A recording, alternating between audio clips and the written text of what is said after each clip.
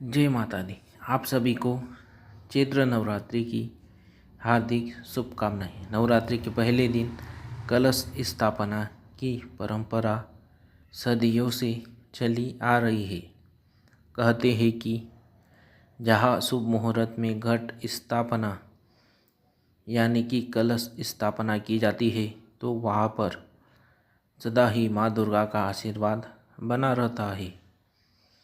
उस घर में या परिवार के सदस्यों पर संकटों के बादल कभी नहीं मंडराते। इसलिए भक्त अपनी श्रद्धा और सामर्थ्य के अनुसार नवरात्रि के दिनों में माँ भगवती की 9 अलग अलग रूपों की पूजा अर्चना करके उपवास भी रखते हैं।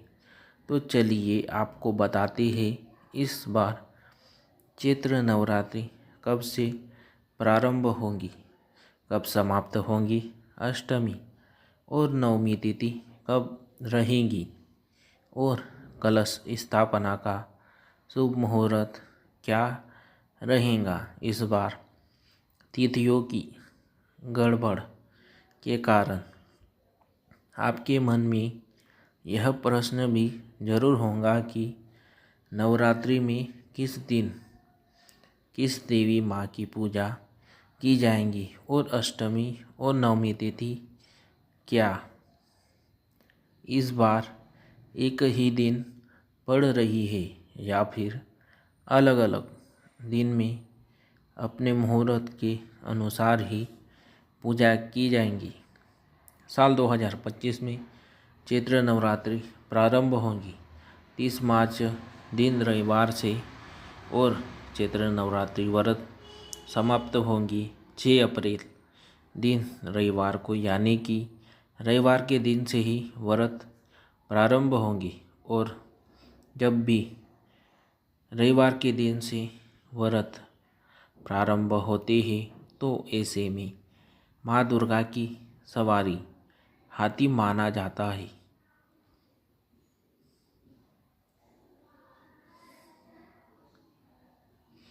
दिनों के आधार पर माता की सवारी निर्धारित होती है और हाथी पर आगमन बहुत ही शुभ संकेत देता है। हाथी पर ही इस बार माता प्रस्थान भी करेंगी।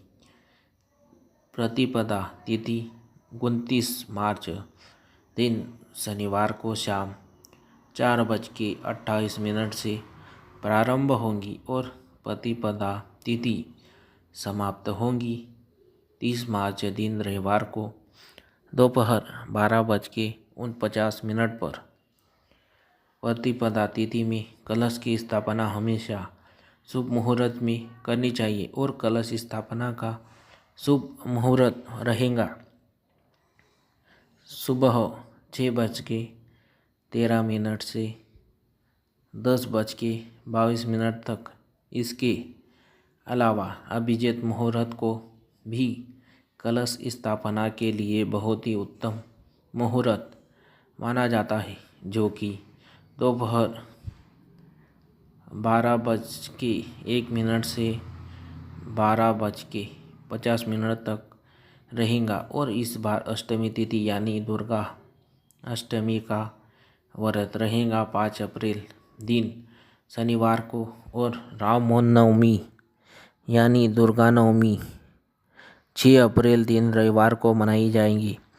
कलश विसर्जन, दुर्गा विसर्जन और नवरात्रि व्रत का पारना किया जाएगा 7 अप्रैल दिन सोमवार को। दशमी तिथि 6 अप्रैल दिन रविवार को शाम 7:24 से प्रारंभ होकर अगले दिन यानी 7 अप्रैल सोमवार को रात 8 बजे तक समाप्त होंगी। वैसे तो दशमी तिथि में ही कलश विसर्जन और नवरात्रि व्रत का पारना करना चाहिए, लेकिन बहुत से भक्त अष्टमी तिथि के दिन जिनके घर में कन्या पूजन होता हो वो कन्या पूजन करने के बाद अन्न ग्रहण कर लेते हैं। तो कुछ लोग नवमी तिथि के दिन कन्या पूजन करके अन्न ग्रहण कर लेते हैं और फिर नवमी तिथि को ही शाम के समय सूर्यास्त से पहले पहले कलश विसर्जन भी कर लेते हैं। ऐसे में अगर हो सके तो आपको दशमी तिथि के दिन ही माता की चौकी हटानी चाहिए। कलश का विसर्जन भी दशमी तिथि को ही करना चाहिए। अगर बात करें इस बार नवरात्रि में किस दिन किस देवी माँ की पूजा की जाएंगी, तो इस बार जैसा कि आप जानते ही हैं 30 मार्च से नवरात्रि प्रारंभ होंगी। तो इस दिन तो घट स्थापना और माँ शैलपुत्री की पूजा की जाएंगी। इसके बाद अगले दिन 2 तिथि एक साथ पड़ रही है।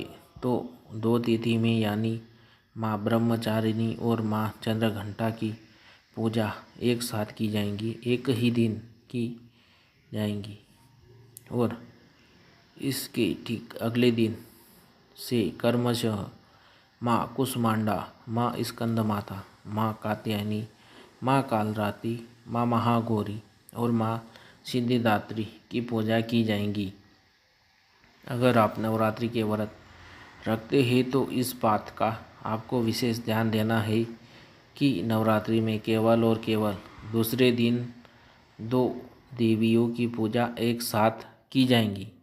बाकी आपको लगातार जिस कर्म से पूजा करनी होती है उसी कर्म से करनी होगी।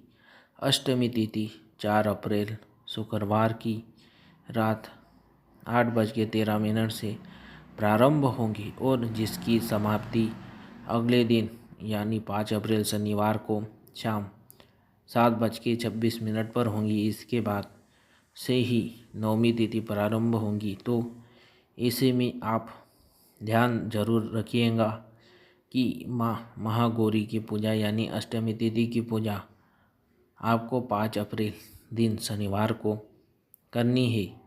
नवमी तिथि 5 अप्रैल शनिवार को शाम 7:27 से प्रारंभ होगी और अगले दिन यानी 6 अप्रैल रविवार को शाम 7:23 पर समाप्त होंगी। तो ऐसे में उदय तिथि के अनुसार जो नवमी तिथि प्राप्त होंगी वह होंगी 6 अप्रैल दिन रविवार को और इसी दिन माँ सिद्धिदात्री की पूजा की जाएंगी और नवमी का व्रत भी इसी दिन रखा जाएगा। अगर यह जानकारी आपको अच्छी लगी हो तो वीडियो को लाइक और कमेंट बॉक्स में जय माता दी जरूर लिखिएगा।